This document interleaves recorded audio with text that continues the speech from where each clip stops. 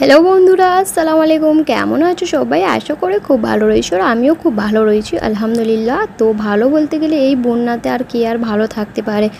যতই যা কাজকাম করতে হয় সব কিছু এই বন্যার পানিতে লেবেই করতে হয়। তো সেই জন্য ঠান্ডা লেগে গিয়েছিলো, এখন একটু আল্লাহর হুকুমে অনেকটাই ভালো আছি।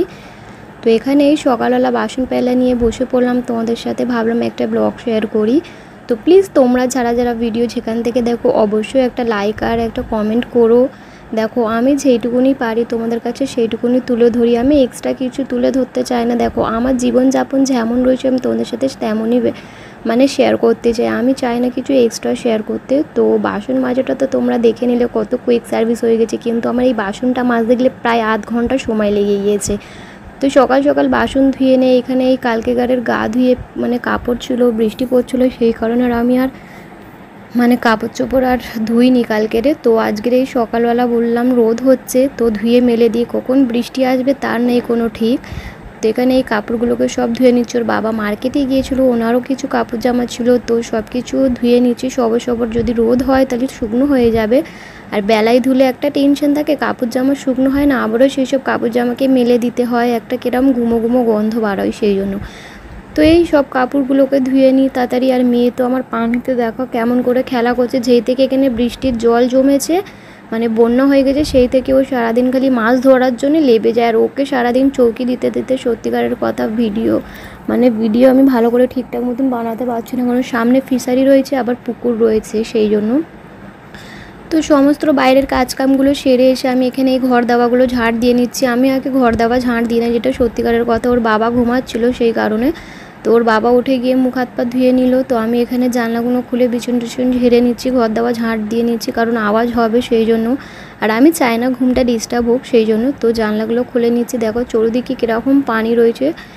তো এখানে ঘরগুলোকে ঝাড় দিয়ে নিই, বাসন কাপড় চোপড় সব ধোয়া হয়ে গিয়েছে, কাপড় চোপড় মেলে এলাম ছাদেতে। তো এখন ঝাড় দিয়ে নিচ্ছি। আর কয়েকদিন ধরে ভিডিও বানানো হচ্ছিলো না এই কারণে যে আমার ফোনটা একটু ডিস্টার্ব দিচ্ছিলো সেই জন্য। তো এখন এই ঘর দাওয়াগুলো ঝাড় দিয়ে নেই, আবার চা বসাতে হবে। কি খাবো, আমাদের আবার আজকে দুধ শেষ হয়ে গিয়েছে জানো।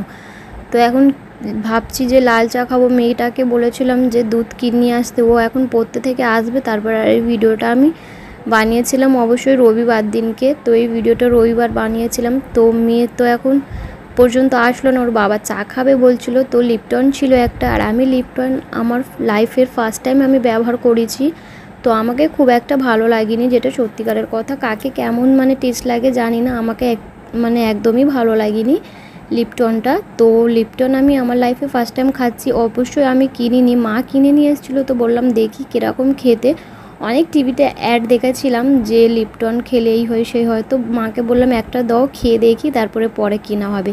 তো এখানে আমি ঘোলা রুটি করে নিলাম, আর আমি খুন্তির সাহায্যেই করে নিই, কারণ পাতলা হয়, হাতের সাহায্য করলে মোটা মোটা হয়। তো লিপটনের কালার আসছিলো না বলে লাস্ট আমি রাগে একে এর মধ্যেই দিয়ে দিলাম চার মধ্যে, তাও কালার আসেনি, লাস্টে আবার চা পাতা দিতে হলো। তো এখন এই চাগুলোকে ঢেলে খাচ্ছি। তো আমি তো ফার্স্ট টাইম ব্যবহার করে দেখলাম, আর সবাই আমাদের বাড়ির কেউ খেতে চায় না। মেয়ে তো বললো মা পুরো ওষুধ গন্ধ বার হচ্ছে, তুমি কীরকম চা করেছো। বলি এখন খেয়ে নাও, পরে তোমার বাবা দোকানে গেলে এনে দেবে, দুধ এনে দেবে, ভালো করে চা করে খাওয়াবে। তো এখন এই সবাই টিগরি খাচ্ছি, চা খাচ্ছি। তো সত্যি কথা বলতে সকালবেলা উঠে আমার লাল চা খেতে একদমই ভালো লাগে না, কারণ আমাদের দুধ চা খেয়ে অভ্যাস, তো সেই জন্য।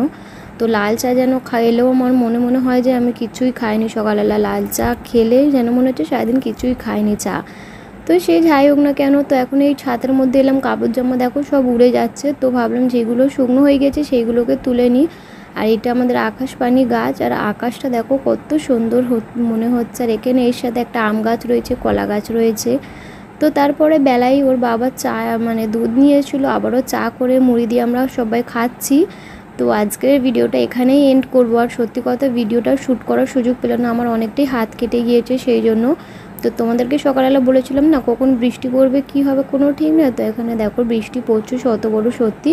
তো আজকের ভিডিওটা এখানেই এন্ড করবো। যদি ভালো লাগে প্লিজ তোমাদের কাছে অনেক করে অনুরোধ, সাবস্ক্রাইব